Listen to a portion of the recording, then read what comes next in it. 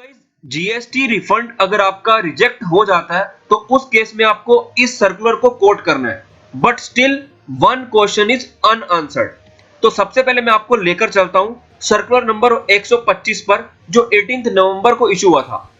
Para 36 बात करता था कि अगर आपको आईटीसी का रिफंड चाहिए तो आपको वो सभी इनवॉइसेस का मिल जाएगा, चाहे वो आपके 2A में रिफ्लेक्ट हो रहे हैं या नहीं हो रहे हैं। Refund of ITC in respect of invoices not reflected in form 2A admissible, उसके लिए आपको इनवॉइसेस की कॉपी लगानी पड़ती थी, सेल्फ डिक्लेरेशन करके, साइन करके अपलोड करनी पड़ती थी। बट गाइस, हमें पता है कि रूल 36 सब रूल 4 इंसर्ट किया था वर्ड नोटिफिकेशन नंबर 49 जो 9 अक्टूबर को आई थी, और इस नोटिफिकेशन ने बोला था कि आपको आईटीसी सिर्फ उतना ही मिलेगा जो आपके 2A में आ रहा है, बट जो इनवॉइसेस आपके 2A में नहीं आ रहे हैं उसका क्रेडिट आपको 10% मिल जाएगा of invoices which are reflecting in 2A। I hope उसकी कैलकुलेशन आपको पता है, और ये 10% का रूल चेंज हो गया था जैन 2020 से।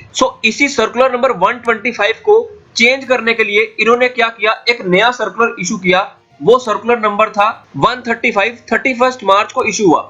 इसके पॉइंट नंबर 5 में बात लिखी गई कि मैटर हैज बीन एग्जामिन्ड, और बताया गया कि रिफंड आपको सिर्फ उन्हीं आईटीसी इनवॉइसेस का मिलेगा जो आपके 2A में दिख रहे हैं, मतलब जो इनवॉइसेस आपके सप्लायर ने अपलोड किए हुए हैं।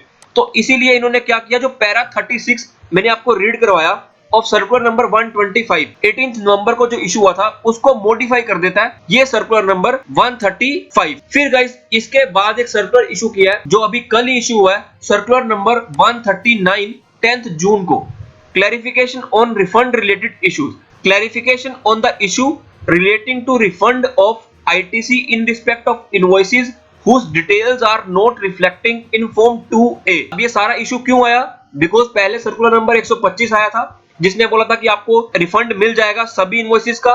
फिर सर्कुलर नंबर आया 135 जिसने बोला कि आपको सिर्फ रिफंड मिलेगा उन इनवॉइसेस का जो आपके 2A में दिख रहे हैं। बट इससे जो रिफंड सैंक्शनिंग अथॉरिटीज थी उन्होंने क्या किया, रिफंड को रिजेक्ट कर दिया। जो आप क्लेम करते हो आईटीसी, जो आप अवेल करते हो इंपोर्ट पर जो भी आप आईजीएसटी पे करते हो, या जो आपका आरसीएम के ऊपर जो आप रिफंड क्लेम करते हो, बिकॉज जो आरसीएम है वो तो आपके 2A में आएगा नहीं, या जो आप इंपोर्ट पे करते हो वो भी नहीं आएगा, बट उसका रिफंड तो अलाउ होना चाहिए। बट रिफंड अथॉरिटीज ने इसको रिजेक्ट कर दिया था बेसिस सर्कुलर नंबर 135 जो 31 मार्च को इशू हुआ था। तो इसी के लिए क्या किया, it is hereby clarified that refund of such ITC relating to import ISD invoices and inward supplies liable to reverse charge RCM will continue be to same, मतलब इसका रिफंड आपको मिल जाएगा as it was before the issuance of circular number 135। But अब guys, अभी भी एक question still unanswered है। अब वो क्या है, बिकॉज नोटिफिकेशन नंबर जो 49 थी और जो रूल 36 सब रूल 4 है जो आपको बताता है कि आप एडिशनल 10% आईटीसी क्लेम कर सकते हो